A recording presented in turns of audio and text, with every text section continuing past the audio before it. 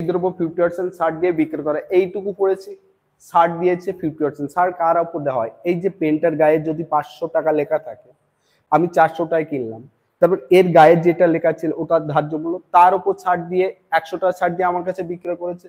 তাহলে ছাড় ধার্য মূল্যের উপর দেওয়া হয়, ছাড় দেওয়ার পর কি হয়? বিক্রয় মূল্য হয়। কত পার্সেন্ট ছাড় দিয়েছে? 50। তাহলে 150 টাকার জিনিস 50 টাকা ছাড় দিয়েছে, তাহলে মানে বিক্রয় মূল্য 50। এবার ক্ষতি করে ফেলেছে 20%, এর ফলে কি হয়েছে? ক্ষতি হয়।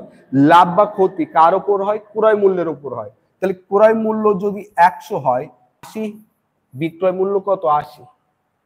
এবার দেখো ক্যালকুলেশন, এই দুটো যদি অনুপাতে বার করি 2:1, এখানে যদি অনুপাত বার করি এটা 5:, কত হয়ে যাচ্ছে? 4। একটা জিনিসের দু রকম বিক্রয় মূল্য হয় না, একরকম বিক্রয় মূল্য হয়। একবার একটা জিনিস, এই পেনটার একবার দাম নিচ্ছি 1 টাকা, একবার নিচ্ছি 4 টাকা, শুনবে দোকান কি হবে? বন্ধ হয়ে যাবে। তার মানে বিক্রয় মূল্য সমান করো, একের সাথে 4 গুণ করলে 4 টাকা হয়ে যাচ্ছে বিক্রয় মূল্য উপরেও, তাহলে এখানে তো 4 আছে, তো এই যে 4 গুণ করেছি 4 এর সাথে গুণ করে দাও, 4 দুগুণ কত হয়ে যাবে? 8। তাহলে দেখো ক্রয় মূল্য 5 টাকা, ধার্য মূল্য 8 টাকা, আর বিক্রয় মূল্য 4 টাকা। 5, ধার্য মূল্য কত? 8। তাহলে অনুপাত কত হয়ে যাবে? 5:8।